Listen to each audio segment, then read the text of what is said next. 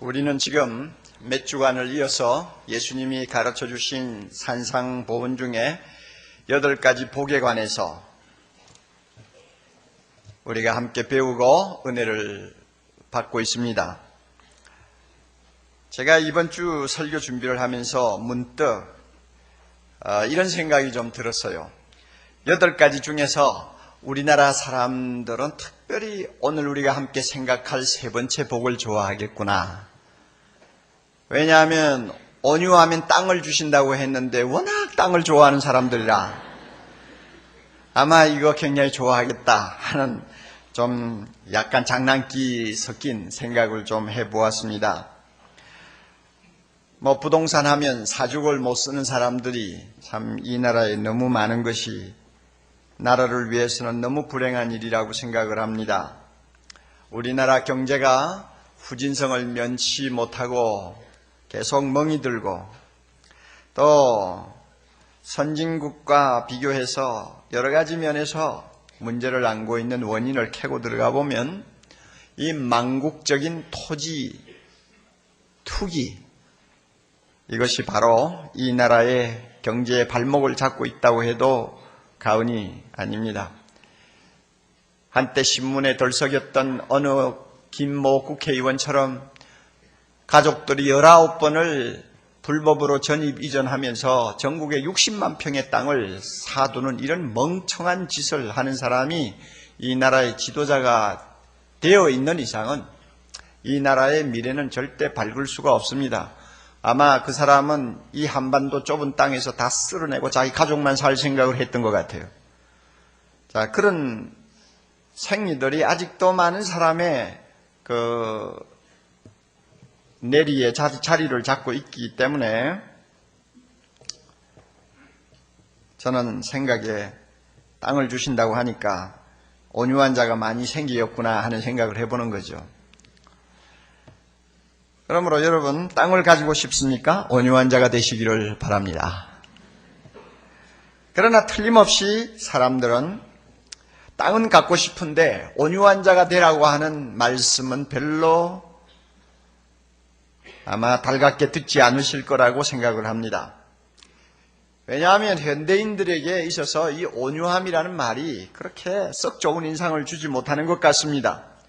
글자 그대로 말을 하면 마음씨가 따뜻하고 부드러운 것인데요. 마음씨가 따뜻하고 부드러운 사람하고 우리가 생각을 하게 되면 자연히 유약한 성격을 가진 이미지를 우리가 마음에 그리게 됩니다. 성격이 부드러워서 남에게 싫은 말 한마디 제대로 못하는 사람 이렇게 떠오르죠. 또 좀 무기력하고 우유부단해서 무슨 일을 맡겨도 안심이 안 되는 사람, 또 어떤 경우에는 좀 지나치게 비굴하게 굽실굽실거리는 사람, 이런 사람들의 이미지가 우리 마음에 떠올라요. 그러다 보니까 온유하다, 그렇게 좋은 것 같지 않는데 하는 생각이 드는 것입니다. 언젠가 어느 나이 좀 드신 부인이 자기 사위를 못마땅해가지고 불평하는 말을 들은 일이 있습니다. 심성이 좋아서 법이 없어도 사는 사람이라고요? 말도 하지 마시오. 진절머리가 나요.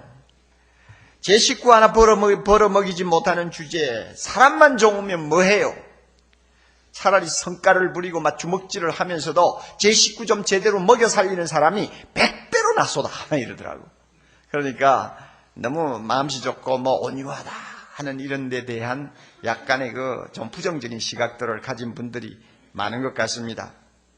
더욱이 오늘 사회에서는 적자 생존의 냉엄한 원리가 그대로 적용이 되고 있지 않습니까? 강한 자가 이긴다. 강한 것이 좋다. 그러므로 줄을 서도 강한 사람에게 가서 줄을 서라. 이런 식입니다. 또 자기 자신이 남에게 약하게 보이는 것은 죽어도 싫어하는 이런 생각들을 우리 모두가 다 가지고 있어요. 그러다가 보니까 주님이 온유한 자가 복이 있나니 저희가 땅을 기업으로 받을 것이며 하는 말씀이 별로 그렇게 달갑게 여겨지지 않는 것입니다. 그러나 이 예수님의 말씀을 우리가 깊이 좀 생각하고 연구하고 묵상하면 결국 천하가 변해도 영원히 변하지 않는 진리라는 것을 알게 됩니다. 온유한 자가 가장 강한 자입니다. 그러므로 땅을 차지합니다. 예수님이 말씀하시는 온유는 선천적으로 타고난 어떤 부드러운 성격을 이야기하는 것 아닙니다. 성령님을 마음에 모시고 주님을 나의 구주로 고백하는 모든 사람들에게서 기대될 수 있는 후천적인 성품이에요.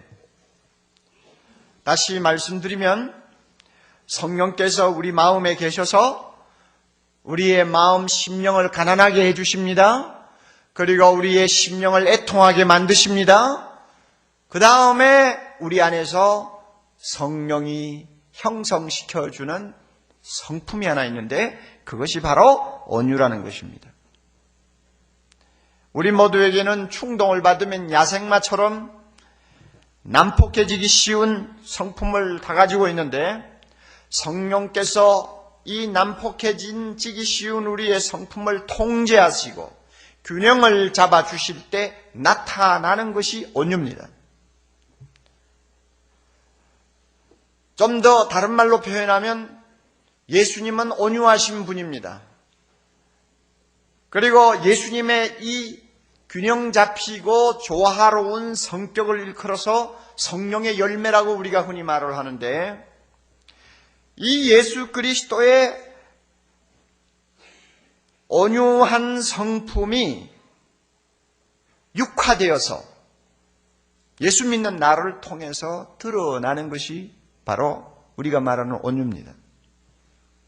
그러므로 선천적으로 좀 마음이 조금 부드럽다, 조금은 도움이 될지 모르지만은 실제로 그것을 가리키는 것이 아니라는 것을 우리가 꼭 기억해 보시기를 바랍니다. 예수님의 온전한 성품을 표현하는 성령의 9가지 열매를 보면 그 안에 온유가 들어있습니다. 갈라디아 5장 23절 오직 성령의 열매는 사랑과 희락과 화평, 그 다음에 뭡니까? 오래 참음과 자비와 양선, 그리고 충성과 그 다음에 뭐예요? 온유와 절제니 이 9가지가 모두 예수님의 한 인격 성품을 드러내는 요소요 아름다운 장미꽃입니다. 그 가운데 온유가 들어있잖아요. 이 온유를 성령께서 우리 안에서 만들어주는 것입니다. 예수님의 성품을 온유하게 하신 것처럼 그 예수님의 영이신 성령을 우리 마음에 모시면 그 성령이 우리의 마음에서 우리의 기질을 온유한 사람으로 바꾸어줄 때 비로소 우리는 온유한 자가 되는 것입니다. 이런 의미에서 어떤 사람이 말한 것처럼 그리스도의 온유는 우리 믿는 자들이 착용할 수 있는 가장 아름다운 장신구와 같다고 말한 것은 조금 더 과장된 것이 아닙니다. 자, 그렇기 때문에 우리 모두 한 가지 인정하셔야 됩니다. 여러분, 우리는 다 예수 믿습니다. 예수 믿는 사람은 한 사람도 예외 없이 성령을 모시고 삽니다. 할렐루야. 우리 안에 성령이 계십니다. 그리고 그 성령은 뒷방 영감이 아니요, 우리 안에서 왕이 되신 예수 그리스도가 우리를 다스리시고 천국을 이루도록 하시는 절대자입니다. 절대자로서 우리 안에 계세요. 절대자로서 우리를 다스리고 계세요. 그렇다면 그 성령은 우리의 성품을 온유한 자로 바꾸어 놓습니다. 꼭 믿으시기 바랍니다. 따라서 성령을 모시고 산다 하면서 성격이 온유하지 못하다, 그것은 스스로 자기 자신을 속이는 것이요 모순에 빠지는 것임을 우리가 꼭 기억해 둘 필요가 있습니다. 우리가 온유한지 아니한지를 어떻게 알 수 있습니까? 내가 온유한지 아니한지를 무엇으로 알고 있습니까? 알 수 있어요? 온유는 먼저 하나님 앞에서의 내 마음 자세를 가지고 이야기합니다. 하나님 앞에서 내가 어떤 처신을 하는 사람이냐, 그걸 보면 그 사람이 온유한 사람인가 아닌가를 분별할 수 있어요. 하나님을 향해서 우리는 욥처럼 처신해야 합니다. 욥처럼 처신하면 온유한 자입니다. 우리가 잘 아는 바와 같이 욥은 동방의 최고 부자였다고 했습니다. 그렇게 많은 재산, 10남매나 되는 자랑스러운 자녀들, 천하에서 가장 미인이라고 하는 아내, 어느 것 하나 부러울 것이 없는 모든 생의 쾌락을 위한 조건들을 다 충족시키면서 살던 욥이지만 하루아침에 알거지가 되었어요. 이것은 우리에게 굉장히 중요한 교훈을 주는 것입니다. 주식을 가지고 떼돈을 벌었나요? 하루아침에 다 날아갈 수 있습니다. 내가 지고 있는 재산, 내가 자랑하는 자녀, 자랑하지 마세요. 하루아침에 다 없어질 수 있어요. 욥이 바로 그런 경험을 했습니다. 다 없어지고 몸에까지 병이 들어서 기왓 조각을 가지고 너무 가려우니까 온몸을 피가 나도록 긁고 앉아있는 너무나 불쌍한 사람이 되어버려서 하루아침에 그렇게 될 수 있다 하는 것입니다. 그럴 때 욥은 하나님 앞에 어떤 처신을 했느냐?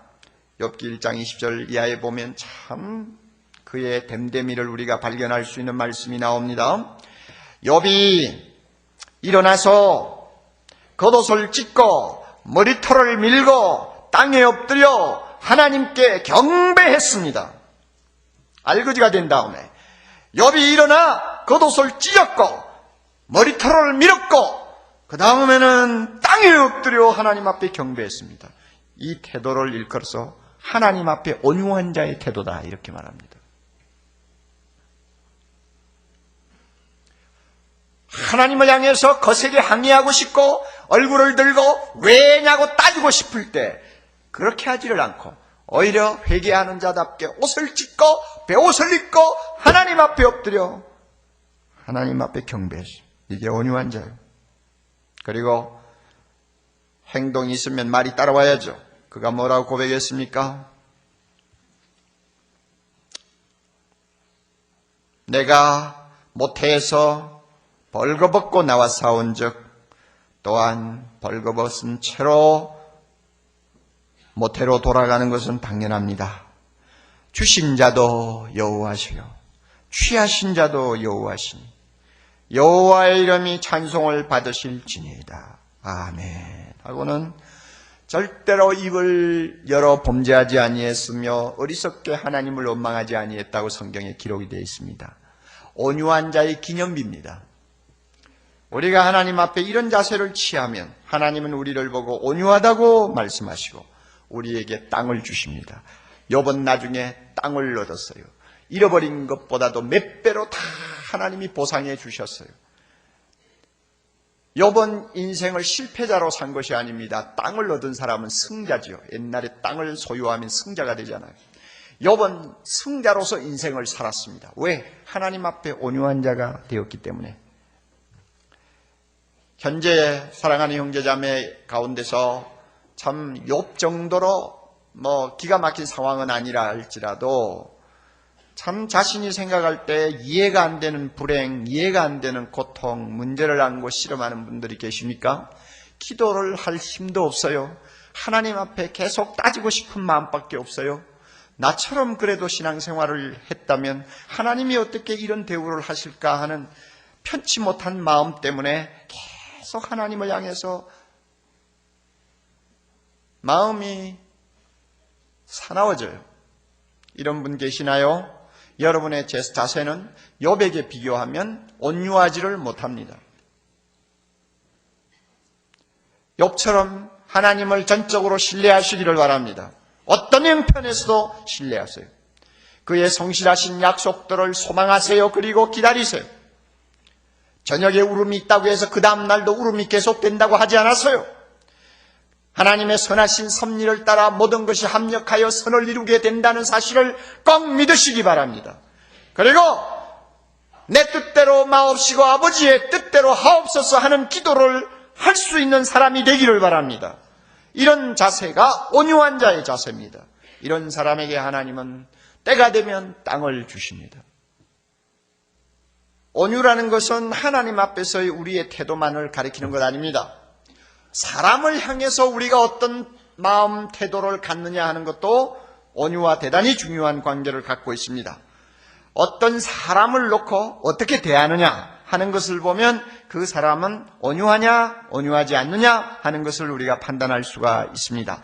특별히 우리를 비난하거나 대적하거나 우리를 모함하는 사람들을 향할 때 내 마음 태도가 어떠하냐를 놓고 보면 나는 온유한 자다, 아니한 자다 하는 것을 판단할 수가 있습니다.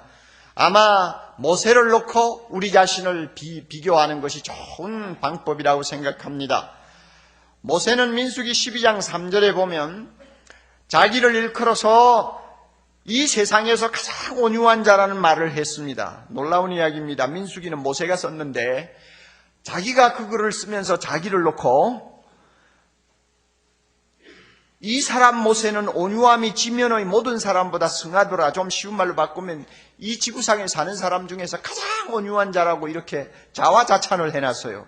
그래서 이 글을 놓고 이것은 모세가 쓴 글이 아니다 하고 주장하는 사람도 많아요. 그러나 그거 뭐 이상할 거 없어요. 예수님도 자기를 놓고 이렇게 말씀했잖아요. 나는 온유하고 겸손하니. 주님도 자기 보고 온유하다고 그랬어요. 그러니까 모세도 뭐 그런 말 할 수 있겠죠. 그런데 모세가 자기를 세상에서 제일 온유한 자라고 고백을 한 그 배경을 살펴보면 우리가 충분히 납득이 갑니다. 모세는 수백만 명의 큰 무리를 이끌고 430년 동안 노예하던 사람들을 해방시켜서 시내산에까지 인도한 위대한 지도자입니다. 하나님이 함께 하시는 지도자요. 하나님 다음으로 그의 권위가 이스라엘 백성 앞에서 확인된 아무도 도전하지 못하는 절대 권위를 가진 지도자였습니다. 그런데 어느 날 갑자기 모세의 형님과 모세의 누님이 결탁을 해가지고 일종의 쿠데타를 일으켰어요. 모세 나이가 그때 80이 좀 넘었으니까 그의 형님과 누이는 거의 100살 가까이 된 사람들이에요.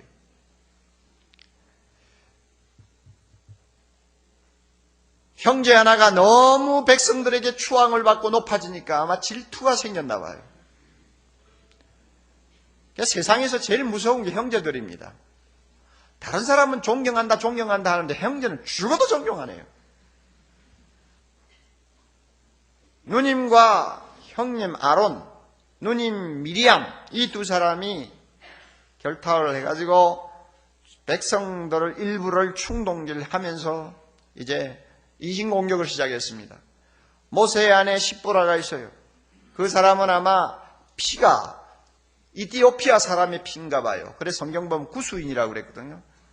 깜둥이에요. 어떻게 하나님의 백성의 지도자가 된 사람이 저 에티오피아의 여자를 아내로 맞아가지고 깜둥이하고 사느냐 하고 인신공격을 시작했어요. 벌써 결혼한 지가 몇 년 전이요? 40년 전인데 그걸 들고 나가서 새삼스럽게 공격을 할 이유가 뭡니까? 그리고는 또 뭐라고 했느냐 하면 어떻게 모세만 지도자냐? 하나님이 우리도 만나주셨다. 우리도 하나님이 만나서 말씀을 하셨다. 그러므로 모세 혼자 자기 혼자 그렇게 절대 권력을 휘두를 필요가 없다 하고는 백성들을 막 선동했어요. 자, 여러분 화납니까 안 납니까? 아무리 형제니까 더 화나는 거예요. 형제가 이러니까 더 화가 나고 괘씸하죠. 모세의 입장에서는 얼마든지 그들을 입을 다물게 할 수 있고 벌을 가할 수도 있고 아니면은 뭐 복수도 할 수 있는 힘을 가졌지만은 성경에 보면 모세는 잠잠했어요.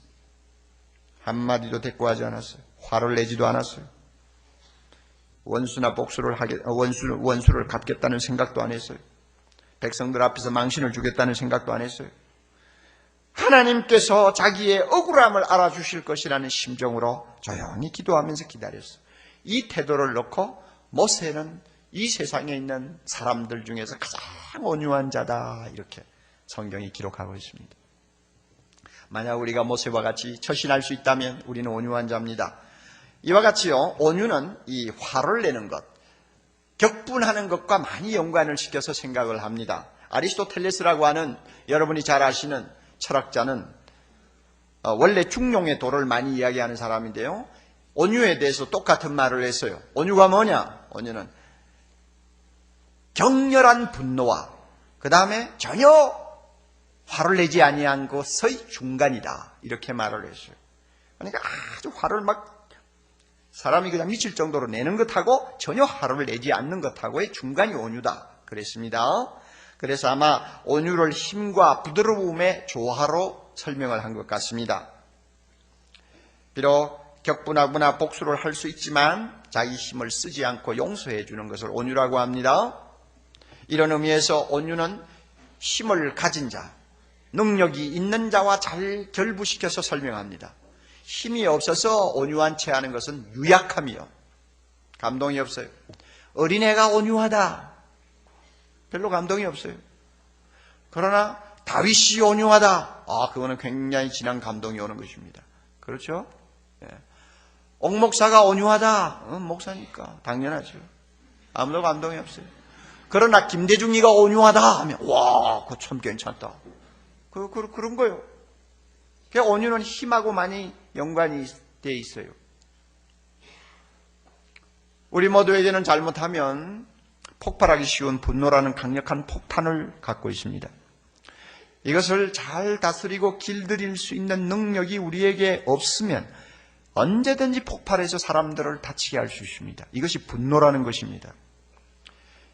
그러므로 이것을 얼마나 잘 다스리느냐, 얼마나 잘 조정하느냐, 얼마나 잘 균형을 이루게 하느냐에 따라서 온유한 자가 될 수도 있고 온유하지 못한 자가 될 수 있는 것입니다.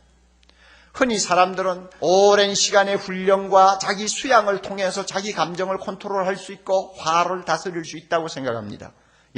어느 정도 성공할 수도 있습니다. 그러나 예수님이 말씀하시는 온유는 사람들이 자기 힘으로 적당히 조절하면서 얻을 수 있는 그런 수양하면서 얻을 수 있는 온유가 아니고 우리 안에 계시는 성령이 철저하게 나를 다스림으로써 나타나는 온유를 이야기합니다. 그러니까 차원이 달라요. 자, 그러면 보세요. 우리가 언제 화를 내야 합니까? 언제 화를 내지 말아야 합니까? 화를 내어도 온유할 수 있는 경우는 어떤 경우입니까? 이런 질문들을 많이 할 수 있습니다. 예수님을 보면서 배우는 것이 가장 정확한 길입니다. 예수님은 자신을 가리켜 나는 온유하고 겸손하다고 했습니다. 그리고 마태복음 12장 20절에 보면 온유하고 겸손한 자기 모습을 구약의 성경을 인용해서 이렇게 표현합니다. 예수님은 상한 갈대를 꺾지 아니하셨습니다. 꺾을 힘이 얼마든지 있는 분입니다. 그러나 꺾지 않았어요. 온유하시기 때문에. 예수님은 꺼져가는 심지를 끄지 아니하셨습니다. 훅 불어버릴 수 있는 힘이 있지만 끄지 않고 조용히 기다리고 계셨습니다. 왜? 온유하셨기 때문입니다. 예수님은 세상에 계실 때 자기 자신을 위해서, 자기 유익을 위해서 화를 내신 일은 한 번도 없습니다. 나사렛 예수, 저 촌놈하고 많은 사람들이 예수님을 모욕하고 경멸했을 때도 그것 때문에 그는 화를 내신 일이 한 번도 없고, 바리새 교인 집에 초대를 받아서 식사를 할 때도 거지를 초대한 것처럼 전혀 예우를 해주지 않고 박대를 당했지만은 그것 때문에 예수님은 화를 내신 일이 한 번도 없습니다. 예수님이 화를 내신 일은 언제 있었느냐? 백성들의 유익을 위해서 필요하다고 할 때 화를 내셨어요. 성전에 들어가서 경건하게 기도하기를 원하는 사람들이 장사하는 사람들 틈바구니에서 경건하게 기도하지 못하는 것을 보실 때 화가 났어요. 그래서 회초리를 가지고 장사하는 사람들을 막 쫓아냈어요. 이게 온유입니다. 나를 위해 화를 내지 아니하고 다른 사람을 위해서 화를 낼 수 있다면 그것은 온유입니다. 예수님은 이 세상에 하나님을 두려워하지 아니하고 많은 사람들을 멸망으로 끌고 가는 불의와 죄악을 보실 때 화를 내셨어요. 독사의 자식들아, 뱀의 새끼들아 하면서 화를 내실 때는 많은 사람들을 하나님의 심판을 받을 수밖에 없는 불행한 자리로 끌고 가는 것을 볼 때 그 불의를 참지 못해 화를 내셨어요. 이것이 온유입니다. 온유하신 예수님이 보여주신 이와 같은 태도를 우리가 가만히 배우고 묵상하면 온유한 사람으로서 화를 낼 때가 언제고 화를 내지 말아야 할 때가 언제인가를 분별할 수가 있어요. 어떤 경우에는 화를 내어도 온유입니다. 어떤 경우에는 화를 안 내도 온유가 되지 못할 때가 있어요.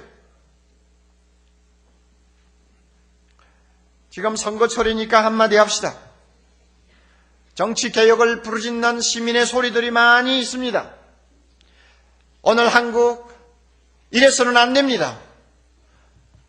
나라의 가장 중요한 지도자들 몇이 지역주의를 계속 하지 않는다고 소리치면서 오히려 지역주의를 자극하고 지역주의를 조장하는 이런 통토를 만들어가서는 안 됩니다. 모두가 다 물러가야 돼요.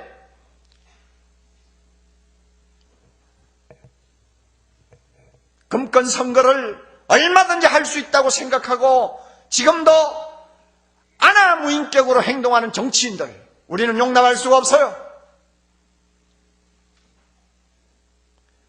이런 것을 보고 분을 내는 사람은 온유한 사람이요. 이런 부패한 정치 풍토를 놓고 분도 내지 못하며 말도 한마디 못하고 뭔가 바로 해보고 싶은 일에 동참도 못하면 그 사람은 온유하지 못한 사람이요. 그 사람은 비겁한 사람이요. 온유는 강합니다. 연세대학교 윤방부 교수가 공천을 받았다가 반납하면서 쓴 글을 보면서 정말 공감하는 바가 많아요. 낚시터에 낚시꾼들이 모이듯이 정치판에는 몰입에 같은 정치꾼들이 몰려다니면서 돈을 뜯어내고 지방색을 가지고 표를 끌어모아주고 탈법을 해서 어떻게 하든지 당선만 시키면 된다고 하는 풍토를 만드니까 양식이 있는 사람이 그런 더러운 판에 뛰어들기가 어렵죠. 그러나 우리가 피하지 말아야 돼요. 비전을 가진 젊은이들 정치계에 나가야 합니다. 뜻을 가진 사람들이 정치계에 나가서 이 나라를 바로잡아야 됩니다. 이것이 온유입니다. 그리고 우리 모두는 가만히 있으면 안 돼요. 가만히 있으면 비겁한 거예요. 말을 할 것은 해야 합니다. 그리고 투표에 꼭 참여하세요. 투표를 기권하면서 무슨 소리 할 자격 없어요. 다 참석하셔야 돼요. 예수 믿는 사람 100% 다 참석해서 지방색을 떠나서 여러 가지 지역주의를 떠나서 뭐 학연을 떠나서 내가 돈을 받았느냐 안 받았느냐를 떠나서 가장 확실한 사람을 밀어주어야 됩니다. 이것이 온유입니다. 이것이 온유한 자가 갖는 힘이에요. 예수님은 그렇게 하셨어요. 온유는 강한 것이지 약한 것이 아닙니다. 하나님이 죽었다, 신은 죽었다고 한참 떠들면서 인기를 끌었던 철학자가 있습니다. 니체입니다. 니체. 그는 말하기를 예수님이 온유한 자는 복이 있나니 땅을 차지한다고 했는데 예수님이 말한 온유는 약자의 덕이지 노예의 덕이지 강자의 덕은 아니다 하고 그는 비웃었습니다. 예수님이 말하는 온유한 자는 세상을 살지 못해. 그래서 니체는 뭘 들고 나왔어요? 초인의 힘을 들고 나왔습니다. 초인의 정신을 이야기했어요. 슈퍼맨의 정신을 이야기했습니다. 슈퍼맨의 정신을 가져야 이 세상을 이길 수 있고 살 수 있다는 것입니다. 그러나 자기 꼴은 어떻게 됐어요? 나중에는 정신병이 들어가지고 어떻게 죽었는지도 몰라요. 그러나 불행하게도 그 철학자의 말을 맹신하고 실제로 정치계에 그것을 활용했던 악마가 하나 있었죠. 히틀러입니다. 슈퍼맨의 정신을 그는 이어받았습니다. 그래가지고 슈퍼맨의 정신을 가지고 나라를 세계를 정복하자고 한 결과 이 지구상에 있는 사람들이 한때 얼마나 끔찍한 재앙을 치루었습니까? 온유가 빠진 슈퍼맨의 정신은 저주받은 폭력이요 지옥 같은 파멸을 가져다 주었다는 것을 우리는 역사를 통해서 너무나 잘 알고 있습니다. 온유를 비웃던 니체와 히틀러는 영원한 약자가 되어버리고 패자로서 역사에 남아있지만 온유한 자가 복이 있다고 하신 예수님은 영원한 강자요 승자가 되어 경배와 찬양을 받고 계시는 것을 우리 모두가 봅니다. 주님의 말씀이 진리인 것입니다. 사랑하는 형제자매 여러분, 우리가 지금까지 온유에 대해서 배웠습니다. 하나님 앞에서의 온유한 자, 모세처럼 하자. 아니죠. 누구처럼요? 욥처럼 하자. 나를 대적하는 사람 앞에서의 온유한 자가 되자. 누구처럼 할까요? 모세처럼 하자. 그리고 우리가 사람을 대할 때 화를 낼 것이냐 안 낼 것이냐 어떻게 하는 것이 온유냐 하는 것은 누구에게 배웠습니까? 예수님에게서 배우자. 지금까지 한 말씀이에요. 그렇다면 우리가 이렇게 배웠으면 작은 일에서부터 적용을 해야 합니다.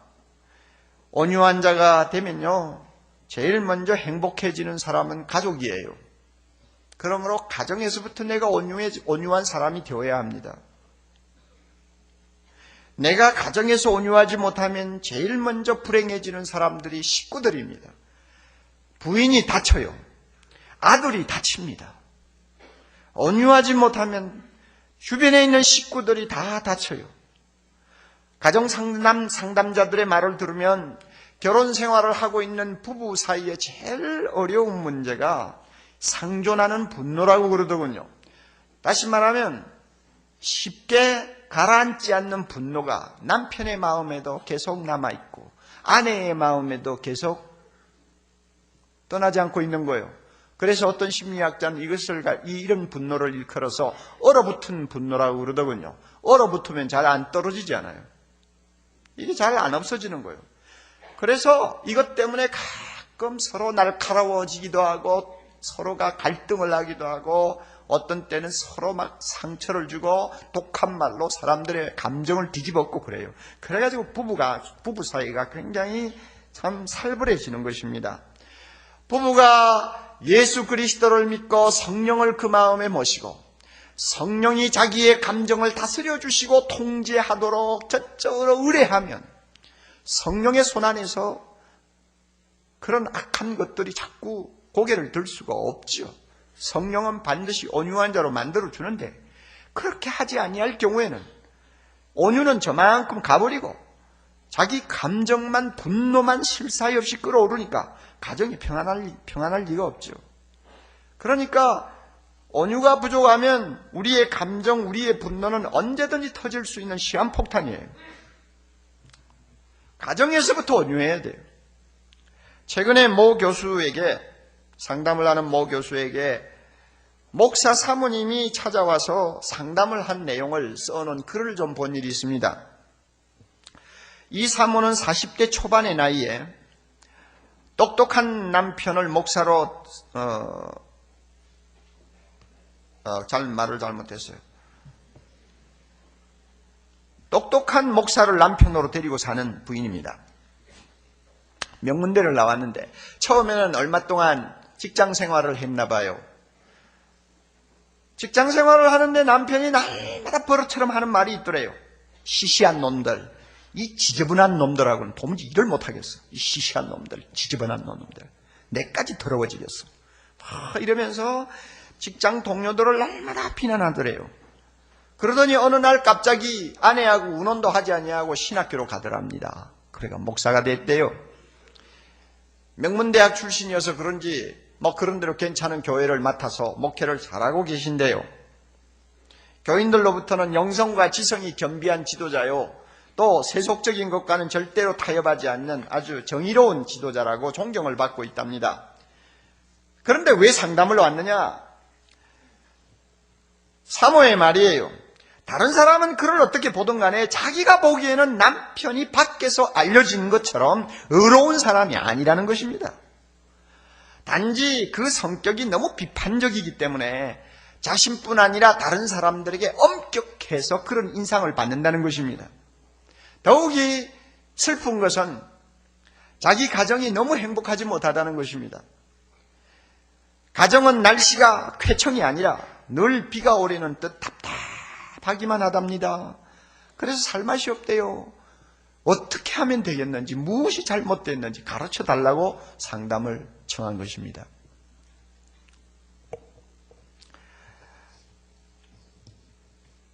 상담자인 이 교수가 대답을 이렇게 했습니다.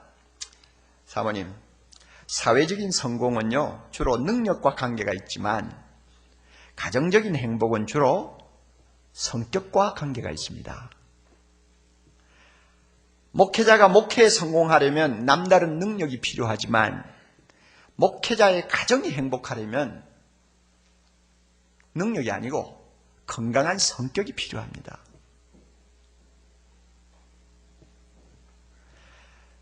성격을 잘 설명하는 우리나라 말로는 제 눈의 안경이라는 말이 있는데, 이 제 눈의 안경은 두 가지가 있습니다. 칭찬의 안경, 비난의 안경 두 개가 있습니다.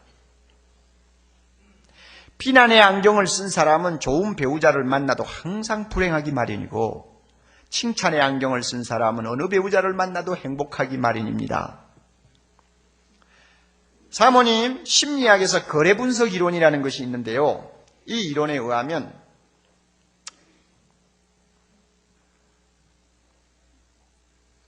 나의 과거가 변하지 않는 것처럼 상대방은 절대로 변하지 않습니다. 그러나 내가 변하면 상대방이 변한다는 이론입니다. 우리는 모두 당신부터 변해야 하지만 사실 더 중요한 것은 내가 먼저 변하는 것입니다. 내가 변하면 상대방이 변합니다. 사모님이 변하면 목사님이 변합니다. 그러므로 사모님의 가정의 문제는 꼭 목사님의 문제만은 아닙니다. 둘 다 문제가 있으니까 다음 어느 날 두 분 다 오셔서 이 사무실에서 두 분의 성격 검사를 좀 받으십시오. 그랬답니다. 매우 전곡을 찌르는 지혜로운 상담 처방을 한 것으로 보입니다. 여러분 보세요. 건강한 성격이 행복의 지름길입니다. 그렇다면 건강한 성격 중에 예수님이 교훈하신 온유한 것만큼 건강하고 좋은 성격이 어디 있습니까? 남편이 온유하면 가정이 행복해집니다. 왜냐하면 그것은 건강한 성격이니까요. 온유한 사람이 아내를 함부로 비난하고 비판합니까? 온유한 성격을 가진 아내가 남편 마음에 있는 분노를 자꾸 충동질할 수 있습니까? 할 수가 없는 것입니다. 목사의 가정이지만은 두 사람의 마음을 성령이 다스리도록 전적으로 의뢰하고 기도하고 그분의 말씀 붙들고 살아보려고 하는 진지한 노력이 없으니까 마음에 여전히 상존하는 얼어붙은 분노가 있어가지고 부인은 부인대로 남편을 날카롭게 쳐다보고 남편은 남편대로 아내를 마음 편치 않게 생각하면서 계속 갈등하니까 가정이 쾌청할 날이 없죠. 그러니까 딸 하나가 있는데 고등학교 1학년이래요. 우울증에 걸려가지고 학교도 안 가요. 친구도 사귀지도 않고 그냥 방구석에 처박혀 있대요. 온유하지 못한 아빠 엄마 데리고 살면 아무리 목사 집안이라도 그 사람이 서로 목회를 잘한다고 할지라도 제일 먼저 피해를 보는 사람은 식구들입니다. 행복을 잃어버려요. 예수님은 말씀합니다. 온유한 자는 복이 있나니 저희가 땅을 기업으로 받을 것이며. 당신은 온유한 남편입니까? 당신은 성령의 손에 빚어지고 있는 온유한 아내입니까? 행복을 논하기 전에 자기 자신의 성격부터 먼저 따지세요. 온유하면 주님이 기업으로 땅을 주신다고 했습니다. 총칼을 가지고 땅을 빼앗는다는 말이 아니고 유업으로 받을 것이라고 말합니다. 이 말 조심하세요. 유업을 받는 거예요. 유산을 받는 거예요. 그러면 뭐 싸울 필요도 없고 빼앗을 것도 없어요. 가만히 있으면 유산은 손안으로 들어오게 돼 있어요. 온유한 자가 받는 것은 남의 것을 훔쳐내는 거 아니에요. 가만히 있으면 하나님이 주시는 거예요. 온유하면 처음에는 우리 손해보는 것 같습니다. 지는 것 같습니다. 그러나 결국에는 땅을 얻게 됩니다. 온유한 아내는 남편을 땅으로 얻습니다. 할렐루야. 온유한 남편은 아내를 땅으로 얻습니다. 온유한 부모는 자녀를 땅으로 얻습니다. 가족들이 온유하면 그 가정에는 행복을 땅으로 소유하게 됩니다. 기쁨과 만족을 땅으로 소유하게 됩니다. 심령의 자유를 땅으로 소유하게 됩니다. 특별히 여러분들을 비난하고 헐뜯는 이웃이 있습니까? 가족이 있습니까? 온유하십시오. 그러면 틀림없이 그 사람을 하나님이 땅으로 나에게 주실 것입니다. 어떤 상황에서든지 자기 자신을 위해서는 화를 내지 마세요. 다른 사람의 유익을 위해서 예수님처럼 화를 내세요. 악을 위해서는 화를 내세요. 그래서 용기가 필요할 때는 누구보다도 우리는 강자로서 악과 대결해야 합니다. 이 사람이 온유한 자예요. 잠언 16장 32절 이렇게 말씀합니다. 노하기를 더디하는 자는 용사보다 낫고 자기의 마음을 다스리는 자는 성을 빼앗는 자보다 나으니라. 누가 용사보다 강합니까? 마음을 다스릴 줄 아는 온유한 자입니다. 누가 성을 정복하는 군사보다 강합니까? 성령의 통제를 받으면서 화를 낼 때와 내지 아니할 때를 분명히 알고 자기의 감정을 균형 있게 유지하는 사람이 가장 강한 자라는 것입니다. 우리 모두가 이와 같은 온유한 자가 되기를 바랍니다. 그래서 하나님이 주시는 땅을 소유하는 가장 멋진 아름다운 생을 우리 모두가 살 수 있기를 바랍니다. 다 같이 기도드리겠습니다. 온유한 자는 복이 있나니 저희가 땅을 기업으로 받을 것이며, 주님의 거룩한 말씀을 이 시간 우리가 들었습니다. 이 말씀이 하나님의 음성이 되어 우리 마음속에 깊이 뿌리를 내리게 해주시옵소서. 설교만 듣고 돌아가는 자가 되지 말게 하시고 성령의 손에서 온유한 자가 되어 돌아가는 시간 되게 하옵소서. 온유한 자가 되어 하나님 아버지 우리의 가정을 살리고, 온유한 자가 되어 이 악한 세상을 바로잡고, 온유한 자가 되어 이 땅을 천국으로 만드는 그리스도의 제자가 되게 하옵소서. 주님, 아직도 성령의 손에 우리의 감정, 우리의 성격 맡기지 못하여서 되는 대로 하나님 아버지여 감정을 노출하고 화를 내는 자가 있습니까? 성령님, 그를 꼭 치유해 주시기를 원합니다. 온유한 자 만들어 주시옵소서. 그리하여 우리를 통해서 수많은 가족들이, 수많은 사람들이 하나님의 나라가 이 땅에 임하는 행복을 맛보게 하시고, 하나님께서 땅을 우리에게 기업으로 주시는 축복들을 누리게 해 주시옵소서. 예수님 이름으로 기도드리옵나이다. 아멘.